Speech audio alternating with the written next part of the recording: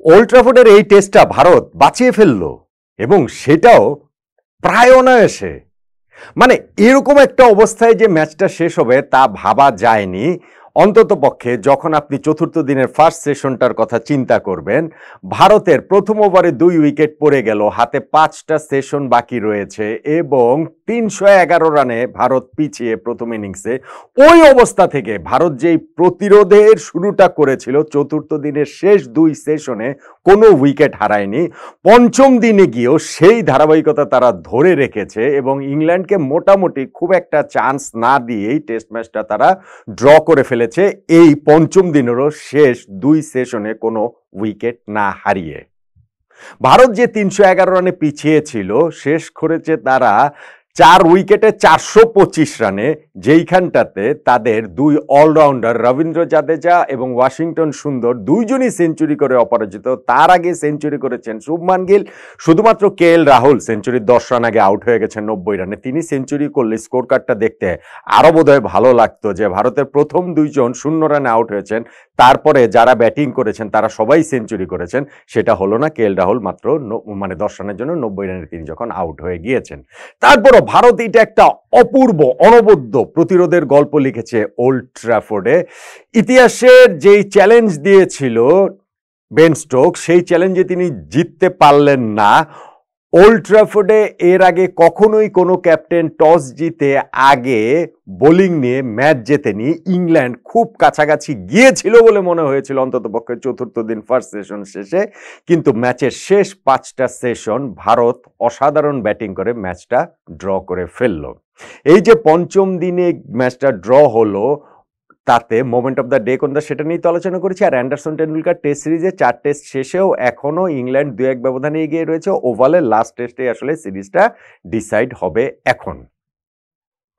দেখুন, ভারত প্রথম ইনিংসে ইংল্যান্ডের চেয়ে 311 রানে পিছিয়ে ছিল। তারপরে ওই যে বলছিলাম চতুর্থ দিন ফার্স্ট সেশনে লাঞ্চের ঠিক আগে আগে তারা একেবারে যে 15 মিনিট ব্যাটিংয়ের সুযোগ পেয়েছিল, সেইখানটাতে প্রথম ওভারে স্কোরবোর্ডে কোনো রান তোলার আগেই যশস্বী জয়সওয়াল এবং সাই সুদর্শনের উইকেট হারিয়ে ফেলে। সেইখান থেকে চতুর্থ দিন শেষ করেছিলেন অবিচ্ছিন্ন 174 রানের পার্টনারশিপে শুভমান গিল এবং কেএল রাহুল। পঞ্চম দিনে তখনও তারা 137 রানে পিছিয়ে, ম্যাচে তখনও ইংল্যান্ড জিততে পারে এরকম একটা অবস্থা রয়েছে, কিন্তু সেটা আর হয়নি। হ্যাঁ, শুরুতে তারা মানে রিলেটিভলি শুরুর দিকেই পঞ্চম দিনে কেএল রাহুলের উইকেটটা পেয়ে যান বেন স্টোকস, তার 90 রানে। তার আগে অবশ্য শুভমান গিল 81 রানে একটা টাফ চান্স দিয়েছিলেন, সেই স্টোকসের বলে ওলি পোপ শর্ট কাভারে সেই ক্যাচটা হাতে জমাতে পারেননি। তিনি সেঞ্চুরিতে পৌঁছে যান, এই টেস্ট সিরিজে চতুর্থ সেঞ্চুরিতে তিনি পৌঁছে গেলেন। ক্যাপ্টেন হিসাবে একটা টেস্ট সিরিজে 4টা সেঞ্চুরি করা তৃতীয় ব্যাটসম্যান হলেন এই শুভমান গিল। তিনি এইখানটাতে হচ্ছে গিয়ে পুরো টেস্ট সিরিজটাতে তার এখন পর্যন্ত 722 রান হয়ে গিয়েছে। অসাধারণ একটা টেস্ট সিরিজ তিনি এইখানটাতে কাটাচ্ছেন, তা তো আসলে স্ট্যাটেই বলে দিচ্ছে। এখন এরপরে যখন আউট হয়ে গেলেন শুভমান গিল, আউট হয়ে যখন গেলেন জফরা আর্চারের বলে কিপারের হাতে ক্যাচ দিয়ে, তখনও কিন্তু ম্যাচের রেজাল্ট যে কোনো দিকেই যেতে পারে এরকম একটা অবস্থা, কেননা তখনও লাঞ্চ হয়নি 5th ডেতে। ঋষভ পান্ট ব্যাটিংয়ে নামবেন হয়তো নিশ্চিতভাবেই যে দলের প্রয়োজনে, যেমন 5th টেস্টে তিনি রুলড আউট হয়ে গিয়েছেন, কিন্তু এইখানটা দলের প্রয়োজনে যেমন ফার্স্ট ইনিংসেই পরে নেমেছিলেন, এইখানটা তো নামবেন। কিন্তু তারপরেও তো ইংল্যান্ডের ওই সময় নতুন বলে তাদের ওইরকম একটা চান্স তারা হয়তো বা পেয়েছিল বলে তারা ভাবতে পারে, কিন্তু রবীন্দ্র জাদেজা এবং ওয়াশিংটন সুন্দরের একটা পার্টনারশিপ তাদের সেই আশার জায়গাটা একেবারে শেষ করে দিয়েছে। 188 রানে জুটি করেছিলেন শুভমান গিল ও কেএল রাহুল। এরপরে অবিচ্ছিন্ন 203 রানের পার্টনারশিপ এই জাদেজা এবং সুন্দরের।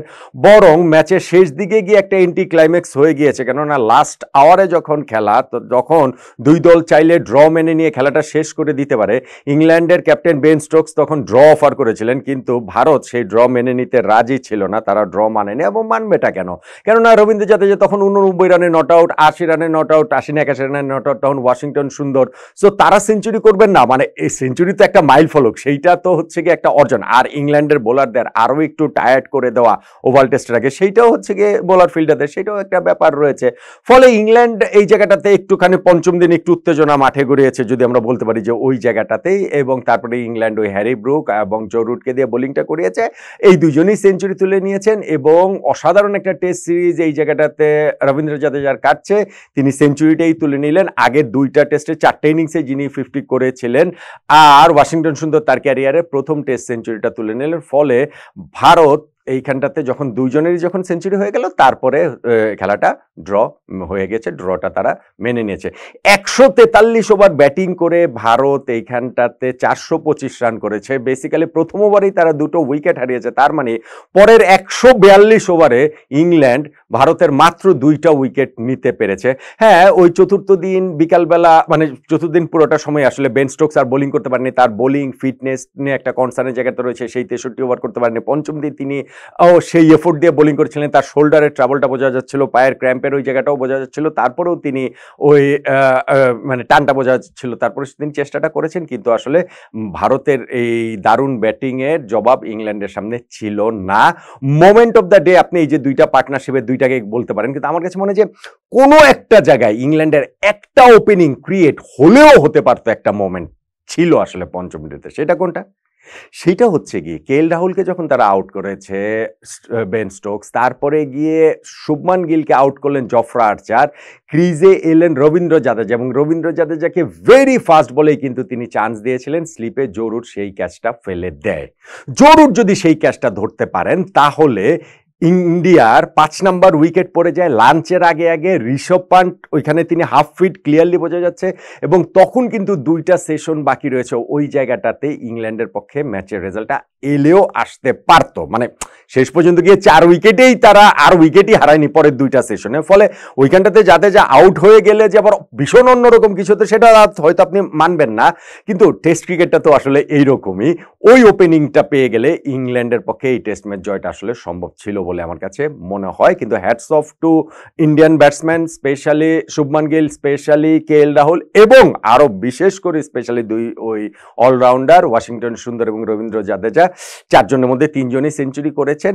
আমার কাছে এই ভারতের অনবদ্য প্রতিরোধের এই যে গল্প, সেইখানটাতে 2টা যে পার্টনারশিপ, সেই 2টা পার্টনারশিপকে তো বড় অর্থে তো মোমেন্ট অফ দ্য ডে বলতেই পারেন, মানে এটা হচ্ছে গিয়ে তাদেরকে ম্যাচটা বাঁচিয়েছে।